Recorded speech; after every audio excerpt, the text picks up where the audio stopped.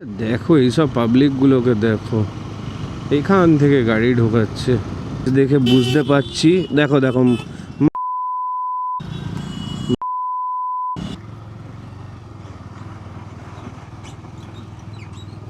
Finally we reached our destination. Yes, পা foot রেস্টে যেন আর উঠছে না, মনে হচ্ছে পা তোলাটা আজকের সব থেকে বড় কঠিন কাজ। এরপরেও যদি কেউ জিজ্ঞেস করে আর আসবে বাইক নিয়ে, দেন আমার অ্যান্সার হচ্ছে আরও 10,000 বার আসবো। হোটেল কেশরী, এই যে এই হোটেলটা, এই হচ্ছে আমাদের রুম।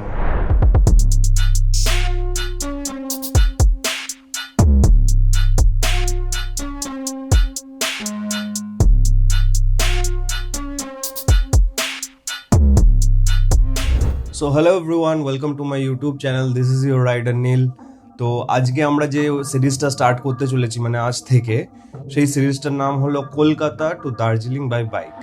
অ্যান্ড এই সিরিজটার মধ্যে থাকবে আমরা কলকাতা থেকে দার্জিলিং কীভাবে বাইক নিয়ে পৌঁছাবো, কোথায় কোথায় আমরা স্টে করব, প্লাস হচ্ছে রাস্তায় আমরা কি কি অ্যাডভেঞ্চার ফেস করব। দেন দার্জিলিং এর ট্যুর থাকবে এই সিরিজের মধ্যে, অ্যান্ড তারপরে দার্জিলিং থেকে কলকাতা আমরা ব্যাক করব। তো আমাদের যে প্ল্যানটা রয়েছে সেটা হচ্ছে আজকে আমরা বেরিয়ে শিলিগুড়ি অবধি যাব, অ্যান্ড দেন শিলিগুড়িতে স্টে করে কালকে সকালে দার্জিলিংয়ের জন্য আবার রওনা দেবো। দার্জিলিংয়ে থাকবো 3 দিন, দেন আবার ব্যাক করব। তো আমাকে দেখতে হয়তো ফ্রেশ লাগছে না একদমই, বিকজ রাত থেকে অনেক ঘুমানোর চেষ্টা করেছি। রেস্টটা খুব প্রয়োজন ছিল শরীরের জন্য, বুঝতেই পারছো একটা লং রাইড, তো শরীরে যে প্রপার রেস্টের দরকার ছিল সেই রেস্টটা হয়নি। রাত্রিবেলা শুতে শুতে প্রায় 10টা বেজে গেছিল অলমোস্ট, বাট 10টার পরেও মানে ঘুম আসেনি। আমাদের 3:30টায় বেরোনোর কথা ছিল, বাট আমরা তাও চেষ্টা করছিলাম যদি একটু 1 ঘন্টা হলেও ঘুম আসে, বাট সেটা হয়ে ওঠেনি আমাদের। কেন জানি না, হয়তো ওভার এক্সাইটেড, তাই জন্য হয়তো আর ঘুমই আসেনি। একটু দাড়িটা বড় হয়ে রয়েছে, এখন দাড়িটা ট্রিম করে নেবো, করে নিয়ে একদম ফ্রেশ হয়ে গিয়ার আপ করে দেন বেরোচ্ছি। অ্যান্ড দেখা হচ্ছে তোমাদের সাথে মোটোব্লগ সেট আপে। চলো। So hello everyone, again this is your rider Neel. তো বেরিয়ে পড়েছি আমরা, এখন ঘড়িতে সময় 4:45। তো আমরা একটু লেট হয়ে গেছি, আমাদের প্ল্যান ছিল 3:30 নাগাদ বেরোনোর, রাত্রিবেলা মানে ভোরবেলা। And we are already late by 1 hour. তো এখন আমরা রয়েছি মুড়াগাছা, আমরা কল্যাণী হাই রোড হয়ে যাচ্ছি। তো রাইড স্টার্ট করে দিয়েছি, ভগবানের নাম করে, জয় বজরংবলী জয় মা কালী বলে। এই যে আমার সাথে শুভঙ্কর যাচ্ছে। সো ভেবেছিলাম হয়তো ব্লগ একটু পরে করব, বাট রাত্রিবেলা এত সুন্দর লাগছে যে কি বলবো, জাস্ট ফিলিং অসাম। আর ওয়েদার খুবই চিল্ড রয়েছে।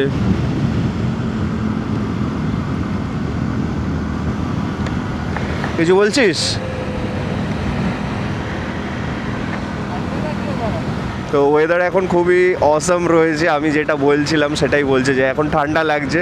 সত্যি কথা বলতে ভালোই ঠান্ডা লাগছে। তো একটুখানি ও জোরে চালিয়েছিল, চালিয়ে ওর ঠান্ডা লেগে গেছে। তো আমরা আপাতত একটা চায়ের দোকান দেখে দাঁড়াবো, কফি খেয়ে বেরিয়েছি, ব্ল্যাক কফি সকালে। তো একটু চা খেয়ে দেন একেবারে বেরোবো। এখন আমরা আছি শ্যামনগর। তো এই যে আমার এইচজিজির লাইট লাগিয়েছিলাম, এখন আমার দেখো হেডলাইট এই যে অন। তো এইচজিজির যে লাইট, তার পাওয়ার দেখো, ও মাই গড। অ্যান্ড এটা হাই বিম, পুরো এরিয়া আলো করে দিচ্ছে। লংয়ে যাওয়ার জন্য এই হাই বিমটা অসাম। তো আমরা এখন কল্যাণী হাই রোডেই রয়েছি। তো আমরা ঢুকছি কাঁচড়াপাড়া এখন। বাঁদিকে আমাদের কাঁচড়াপাড়া আর ডান দিকে আমাদের হরিণঘাটা পড়বে। এইখান থেকে বাঁদিক নেব, নিয়ে রাইট টার্ন নেব হরিণঘাটার রাস্তা। আমরা বাড়ি থেকে বললাম যে বেরিয়েছিলাম 44, তো ভাবো 44 থেকে 5টা 11, আর গাড়ি আমরা সেরকম টানিও নি, 70-80 ওর বেশি না। রাস্তা খুব ফাঁকা ছিল, প্লাস রাস্তায় কোনো সেরকম মানে বিশেষ একটা নেই। 2-1 জায়গায় একদম ছোটোখাটো 2-1 জায়গায় রয়েছে, বাট বিশেষ একটা রাস্তার খারাপ কিছু নেই সেরকম। এই যে আমরা এই হরিণঘাটা রোডে উঠলাম, এই রাস্তাটায় লরি চলে, বাট রাস্তাটা খুবই চওড়া, তো অসুবিধা বিশেষ কিছু একটা হয় না, বেশ সুন্দর রাস্তাটা। তো এখন এইখানে এক জায়গায় দাঁড়িয়েছিলাম হরিণঘাটায়, অ্যান্ড এই দোকান থেকে চা খেলাম আমরা, দুজনেই রেডি। শুভঙ্করের ঠান্ডা লাগছিলো তো জ্যাকেট পরে এলো, এখন রেডি। তো মর্নিং হচ্ছে, রাস্তা সামান্য জ্যাম রয়েছে।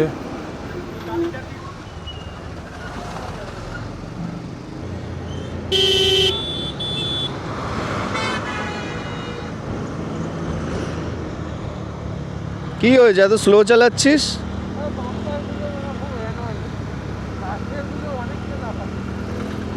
এই যে ইয়েলো লাইনগুলো যেগুলো রয়েছে এখানে হরিণঘাটার রাস্তায় যদি আসতে চালায় তাহলে গাড়ি অনেক বেশি লাফায়। তো আমি ওইটাই জিজ্ঞেস করলাম যে কি হয়েছে, স্লো কেন চালাচ্ছে।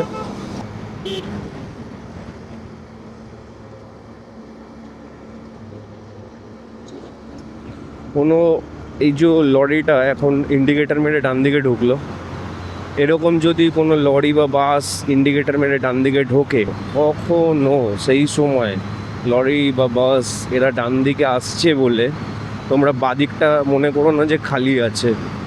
সবসময় মাথায় রেখো এটা ওয়েস্ট বেঙ্গলের রাস্তা। এখানে প্রত্যেক 900 থেকে 1 কিলোমিটারের মধ্যে তুমি রাস্তায় ব্যারিকেড পাবে। কোনো লরি বা বাস যখন এরকম টার্ন নেবে একটা ইন্ডিকেটার দিয়ে, কখনো বাদিক ফাঁকা পেলে তার বাদিক দিয়ে যাওয়ার চেষ্টা করো না। আর যদি মানে ধরো বাদিক নিচ্ছে লরি বা বাস, ডান দিক তুমি ভেবো না যে ডান দিক ফাঁকা আছে, রাস্তার মাঝখানেও ওই ব্যারিকেড লাগিয়ে দেয়। So just be careful guys, যখন গাড়ি চালাবে এগুলো মাথায় রেখে চালাবে। বা ব্যারিকেডও যদি নাও থাকে, কোনো গাড়ি হয়তো অ্যাক্সিডেন্ট করেছে, হ্যাঁ দাঁড়িয়ে রয়েছে, তো এইগুলোতে জাস্ট বি কেয়ারফুল। হ্যাঁ, কখনো কোনো গাড়ি সরছে তো আগে তার পেছনে থাকারই ট্রাই করো, থেকে দেখো বাদিকে সিচুয়েশন ক্লিয়ার কি ক্লিয়ার না, তারপরে বেরো। দেখতেই পাচ্ছ রাস্তার মাঝখানে এত এত করে ব্যারিকেড লাগানোটা এখানকার ধর্ম। রাস্তার মাঝখানে 1001টা তোমরা ব্যারিকেড পাবে, আর কিছু পাও না পাও। এখান থেকে বাদিকে চলে যাচ্ছে চাকদা আর সোজা কৃষ্ণনগর। সূর্য সবে উঠছে। ও নাইস লাগছে, নাইস।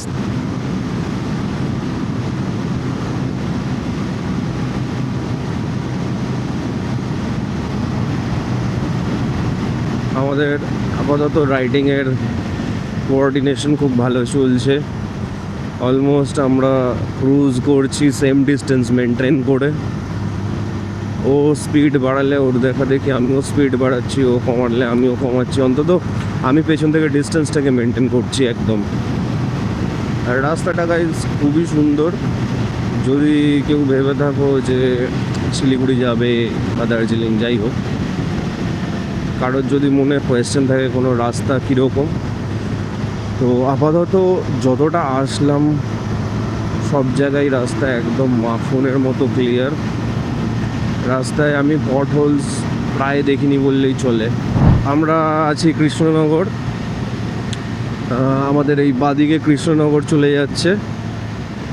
এটা কৃষ্ণনগর ঢোকার সেই রেল ব্রিজটা, আর সোজা হচ্ছে শিলিগুড়ি। কৃষ্ণনগর রোডের যে রাস্তাটা শিলিগুড়ি যাওয়ার, নো ডাউট খুবই ভালো রাস্তা, যার জন্য আমাদের কোনো রকম কোনো প্রবলেম হচ্ছে না আপাতত যেতে।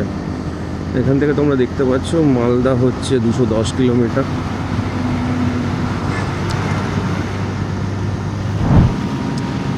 আর একটা জিনিস, আজকে নভেম্বরের 3 তারিখ, অ্যান্ড এইসব সাইডে যেহেতু গাছপালা প্রচুর বেশি, তো ঠান্ডা কিন্তু খুবই রয়েছে। হয়তো তোমরা দেখতে পাচ্ছ রাস্তায় রোদ, বাট গাড়ি যে চলছে প্রচণ্ড ঠান্ডা লাগছে। আমি রাইডিং জ্যাকেট পরে রয়েছি, তারপরে গিয়েও বেশ ভালোই কিন্তু ঠান্ডা লাগছে। মুর্শিদাবাদ ঢুকছি উইদিন 10 কিলোমিটার্স।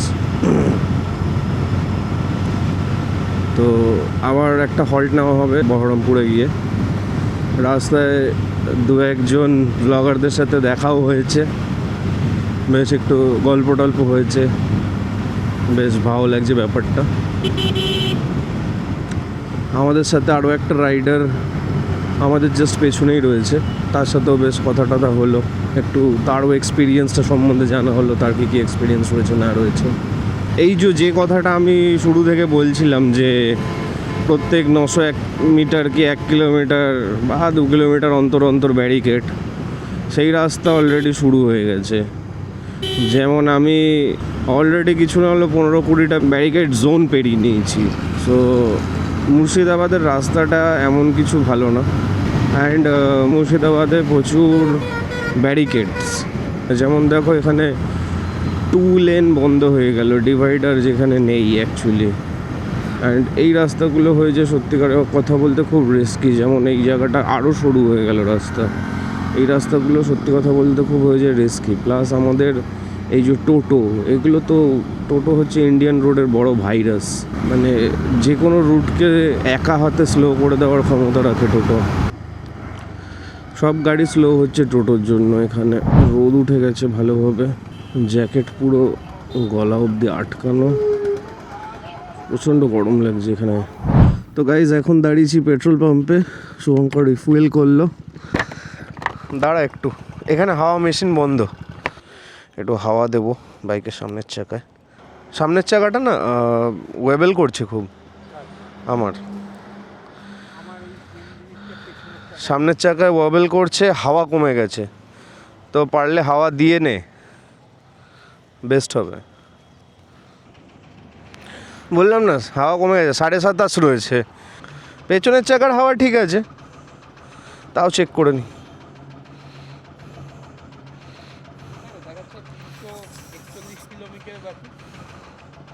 তাহলে ঠিকই দেখাচ্ছে।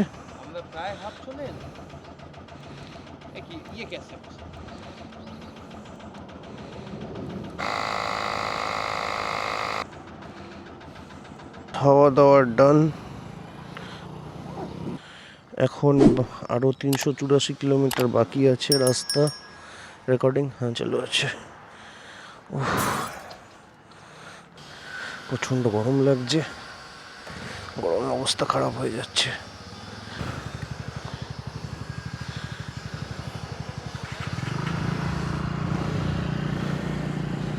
আচ্ছা, তোমাদের একটা কথা তোমাদের সেফটির জন্য বলে রাখি, কেউ যদি তোমরা এরকম বাইক নিয়ে বা গাড়ি নিয়ে যদি যাও ফর এমার্জেন্সি সিচুয়েশন, কল 1033। যদি কোনো অ্যাক্সিডেন্ট হয়, পুলিশ বা গাড়ি ব্রেকডাউন করলে টো এভরিথিং মোটামুটি এখান থেকে 1033-তে কল করলে তোমরা পেয়ে যাবে। যেমনটা তোমরা অলরেডি দেখতে পেলে, এই যে ব্রিজ এত সুন্দর, পাবজির ব্রিজের মতো, বা সামনে ফারাক্কা আসছে, যেটা আমি প্রথমবার দেখবো বলে খুব এক্সাইটেড ছিলাম। বাট আনফর্চুনেটলি যেহেতু আমার ক্যামেরাটা রাত্রিবেলা আমি ম্যানুয়াল মোডে সেট করে বেরিয়েছিলাম, তো যত সূর্য তার ব্রাইটনেস বাড়াচ্ছিল তো ভিডিও তত এখানে ওভার এক্সপোজড হয়ে যাচ্ছিল, কারণ লো লাইটিং কন্ডিশনের জন্য আমার ক্যামেরাটা সেট করা ছিল।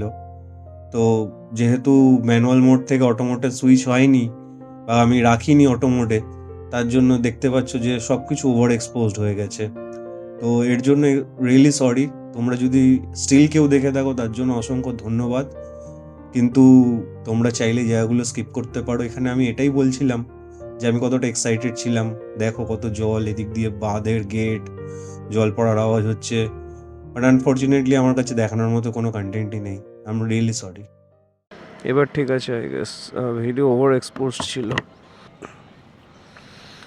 গাইজ এবার ঠিক আছে, ভিডিও ওভার এক্সপোজড ছিল এতক্ষণ, ভাগ্য ভালো চেক করলাম। ভিডিও ওভার এক্সপোজড ছিল এতক্ষণ, আমি খেয়াল করিনি জানিস, প্রচণ্ড বেশি হাইলাইট হচ্ছিল, সব এক্সপোজার কমাতে হলো। তো গাইজ যেহেতু মোটামুটি ফার্স্ট টাইম ইউজ করছি ক্যামেরাটা, তো অতটা আমার আইডিয়া নেই কোনটায় কী সেটিং হয়। তো আমি যখন এই যে দেখতে পাচ্ছ লাইভ ভিউতে আমি যখন দেখলাম, তখন আমি খেয়াল করলাম যে ভিডিও ওভার এক্সপোজড হয়ে রয়েছে। আমি জানি ঠিক আছে, নর্মাল রাত্রিবেলা যেরকম ভিডিও করছিলাম চলছে, বাট ভিডিওটা যে এতটা ওভার এক্সপোজড আমি বুঝতে পারিনি, যেটা এখন খেয়াল করলাম।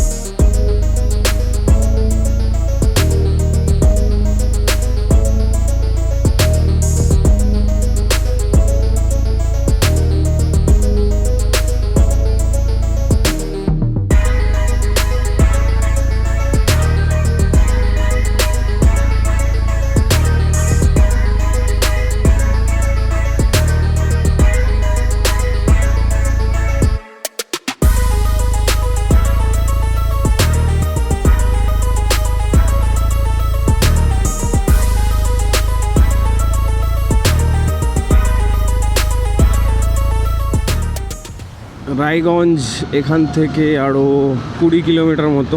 তো আমরা রায়গঞ্জে ঢুকবো, ঢুকে লাঞ্চ করব। আপাতত যে সিনিক বিউটিটা দেখতে পাচ্ছি সেটা তোমাদেরকে এনজয় করানোর জন্য ভিডিওটাকে আবার চালু করলাম। তো জাস্ট দেখো, দুই সাইড দিয়ে গাছ থাকলে কত সুন্দর লাগে দেখতে। আর রাস্তাটাও এইখানে খুব সুন্দর, আর কারি পাতা গাছ তার সাথে। সামনে এত গাছ দেখে মনে হচ্ছে ওটাই পাহাড়। আমরা এখনও অবধি কভার করেছি 376 কিলোমিটার, 376 কিলোমিটার।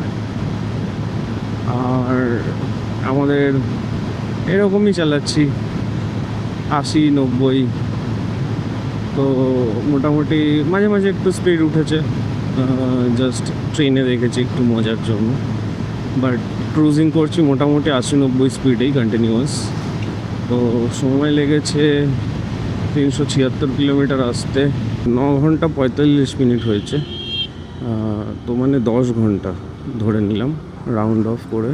তো 10 ঘন্টায় আমরা 378 কিলোমিটার রাস্তা কভার করেছি। এখানে আমরা একটু রায়গঞ্জে লাঞ্চ করব, আমাদের সেটাই প্ল্যান আছে।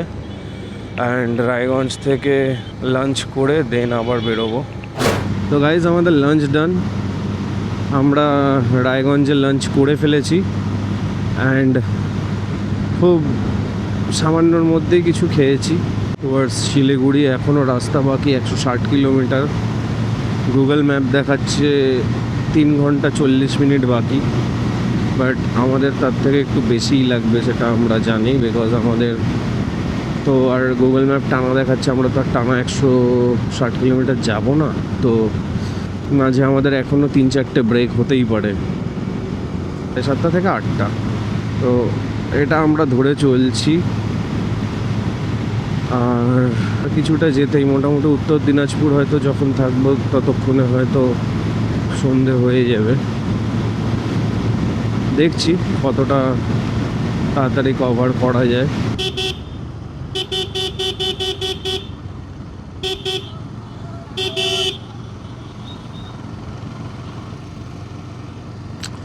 দেখো এইসব পাবলিকগুলোকে দেখো, এইখান থেকে গাড়ি ঢোকাচ্ছে।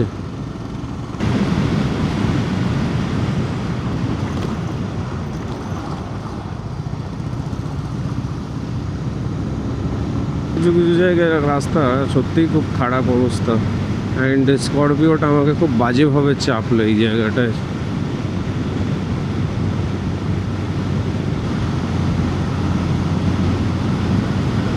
শুভঙ্কর অনেক পিছিয়ে রয়েছে, আমার জাস্ট ভয় লাগছে ওর কি আবার ঘুমটুম পেয়ে গেল নাকি বুঝতে পারছি না। আমি তো খুব একটা টানছি না, 80 তো নর্মাল স্পিডেই টানছি, কিন্তু অনেকটা পিছিয়ে যাচ্ছে ধীরে ধীরে করে। ঘড়িতে এখন সময় হচ্ছে 4:08। অনেকটা টেনে চালিয়েছি। আর আমার যেটা ভাবছি যে দেখো মাঠে কুয়াশা, দেখো কোন লেভেলের কুয়াশা। তো এত কুয়াশা দেখে আমি একটু বেশ চিন্তিত হয়ে আছি। জাস্ট ভাবছি যে কাঞ্চনজঙ্ঘাটা দেখা যাবে তো, যদি এরকম কুয়াশাচ্ছন্ন হয় আর কিছু যদি দেখা না যায় তাহলে সত্যি কথা বলতে যাওয়াটাই বেকার হয়ে যাবে। বাট হ্যাঁ, আজকে সোমবার, কালকে মঙ্গলবার, কালকে আমরা ঢুকছি দার্জিলিং। তো কালকের ওয়েদার ক্লিয়ার থাকার কথা।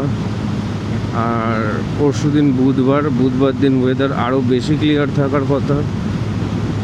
সো এটাই দেখার যে অন্তত দুপুরে হলেও যেন কোথাও থেকে, অন্তত সেটা আমার হোটেলের ব্যালকনি হোক আর যাই হোক, কাঞ্চনজঙ্ঘার ভিউটা।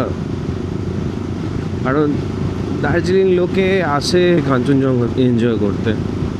अब তুমি দার্জিলিং যাও কি সিটং যাও কি লামাঘাটা যাও কি লেপচা জগৎ যাও,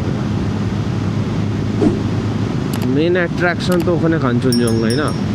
ফ্লাইটে যদি কখনো বাগডোগরা যাও, সিসিউ থেকে ধরো কলকাতা এয়ারপোর্ট থেকে যদি বাগডোগরা যাও, তাহলে অলওয়েজ সিট চুজ করবে লেফট সাইডে যাওয়ার সময়।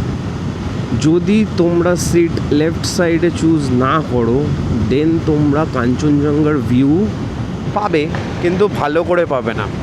অনেকটা ছোট ভিউ আছে ওতে। মানে কাঞ্চনজঙ্ঘা যখন বাগডোগরায় ফ্লাইট ল্যান্ড করে তখন কাঞ্চনজঙ্ঘা প্লেনের বাদিকটা করে থাকে, তো বাদিকের উইন্ডো দিয়ে দেখতে পাবে।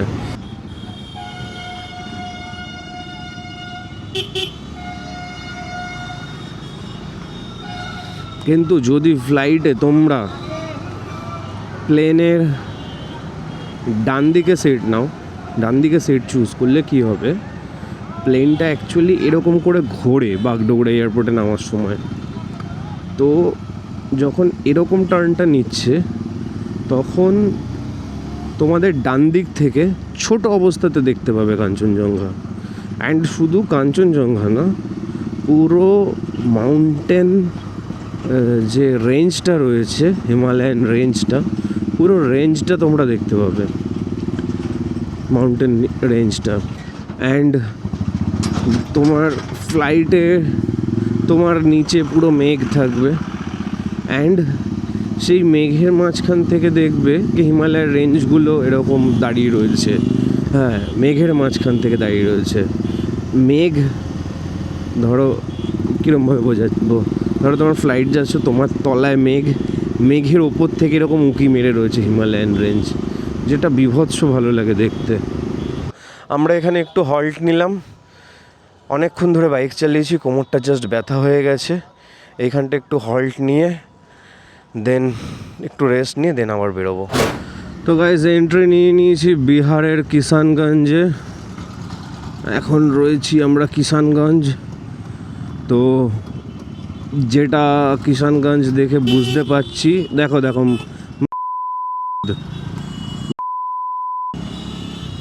তো যাই হোক, এটা বিহারে বেশিক্ষণ না, আমরা কিষানগঞ্জ থেকে একটুখানি এরিয়া, তারপরে আবার ঢুকবো তোমার ওয়েস্ট বেঙ্গলে।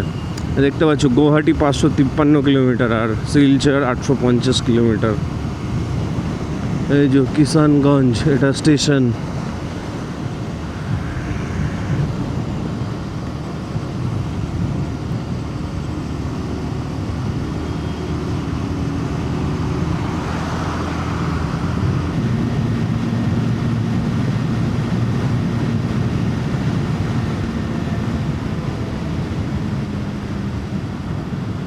এইবার যত সম্ভব আমরা রিটার্ন ওয়েস্ট বেঙ্গলে ঢুকছি। তো এখন আমরা আছি শিলিগুড়ি থেকে 41 কিলোমিটার দূর। আমরা অনেকটা রাস্তা টেনে এসছি, ইসলামপুর এইসব রাস্তাগুলো খুব ভালোভাবে টেনে এসছি। এখন যাচ্ছি টুয়ার্ডস শিলিগুড়ি, আমাদের যে হোটেল বুক করা রয়েছে সেখানে। শুভঙ্কর যাচ্ছে আমার আগে। তো গাইজ আমরা এন্টার করে গেছি শিলিগুড়ির টাউনে। এটা আমরা NH-27 দিয়ে যাচ্ছি, আর আমার বাদিকটা পড়ছে বাগডোগরা এয়ারপোর্ট।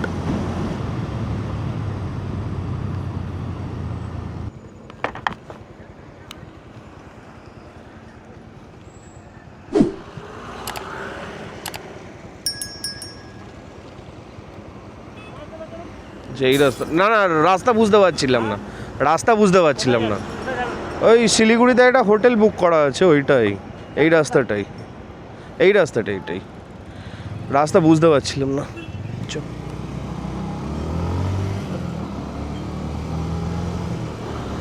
ম্যাপটা আমার ছোট করা ছিল গাইস, তাই আমি রাস্তা বুঝতে পারছিলাম না।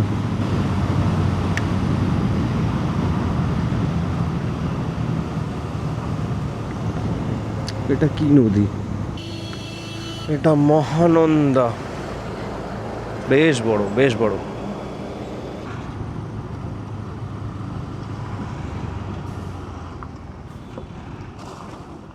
বাবা খুব ডেঞ্জার।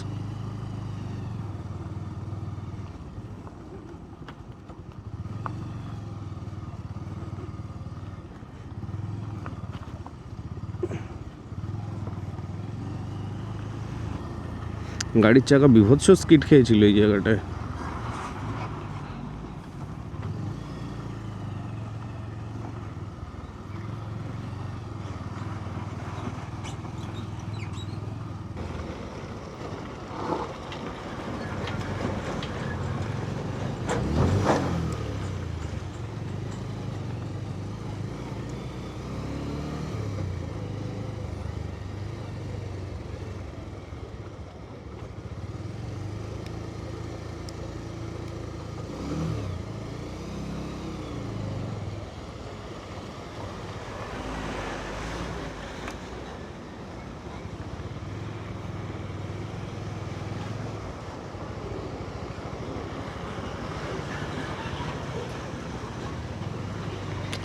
আচ্ছা, এটা সেই বন্যার জন্য হয়েছে, বানের জন্য, মানে মহানদী দুকুল ছাপিয়ে এইখানে জল উঠে রাস্তা খারাপ হয়ে গেছে, বুঝলাম।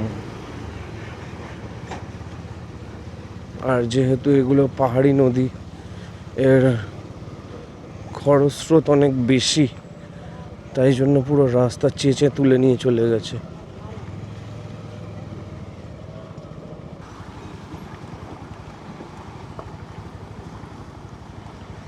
সুখের রাস্তা শেষ। গাড়িটা হিলছে দেখো।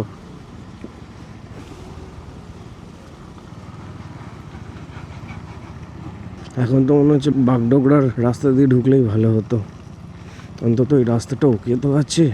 রাস্তার অবস্থা দেখছো গাইস, রাস্তা বেহাল অবস্থা হয়ে রয়েছে।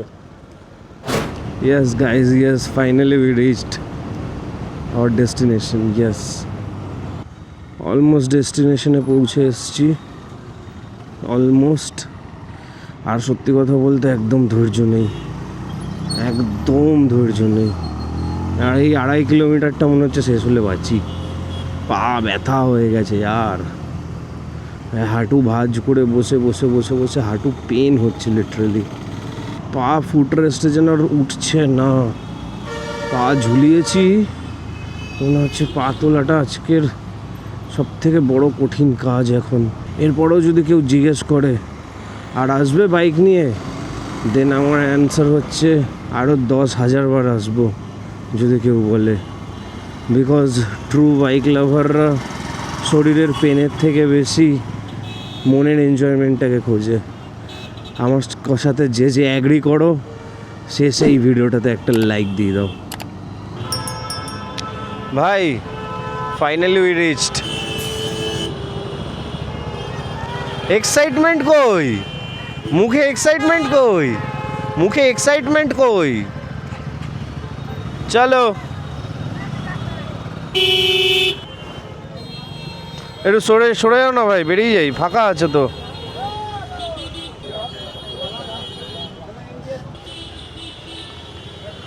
চলে এসছি গাইস।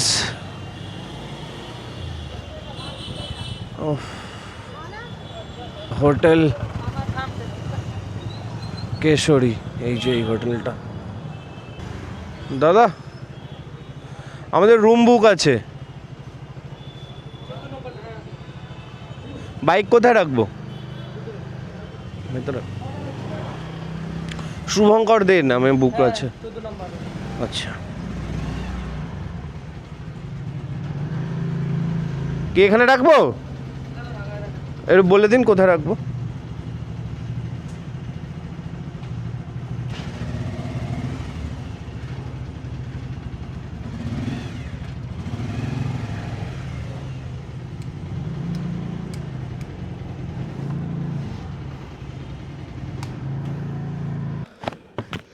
আপাতত ঢুকলাম, পরে দেখাচ্ছি তোমাদের বাকিটা। এই যে বাইক রেখেছি এখানে। তো গাইস, পৌঁছে গেছি। আর আমরা যে হোটেলটায় রয়েছি, হোটেলটার নাম হচ্ছে হোটেল কিশোরী। এই রুমটা 800 টাকা করে আমরা নিয়েছি, নন এসি রুম। রুমটা তোমাদের দেখিয়ে দিই। এই যে দেখো রুমটা, এই হচ্ছে আমাদের রুম। আমাদের জিনিসপত্র সব রেখে দিয়েছি। তো এই হোটেলটা আমি মনে করি এক রাতের জন্য it's okay. Not too good, but এক রাতের জন্য ওকে। আর একটা জিনিস হচ্ছে হোটেলদের যে স্টাফ বিহেভিয়ার, আমি কথা বললাম, তো স্টাফ বিহেভিয়ার ভীষণ ভালো। তো তোমরা চাইলে এই হোটেলে এক রাতের জন্য তোমরা আরামসে স্টে করতে পারো, তাতে কোনো প্রবলেম হবে না তোমাদের, আশা করি।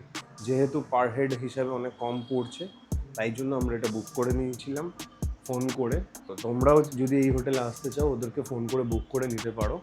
অ্যান্ড এই হোটেলের অ্যাড্রেস অ্যান্ড লিঙ্ক নিচে ডেসক্রিপশনে দেওয়া থাকবে, ফোন নম্বরও ডেসক্রিপশনের মধ্যেই থাকবে।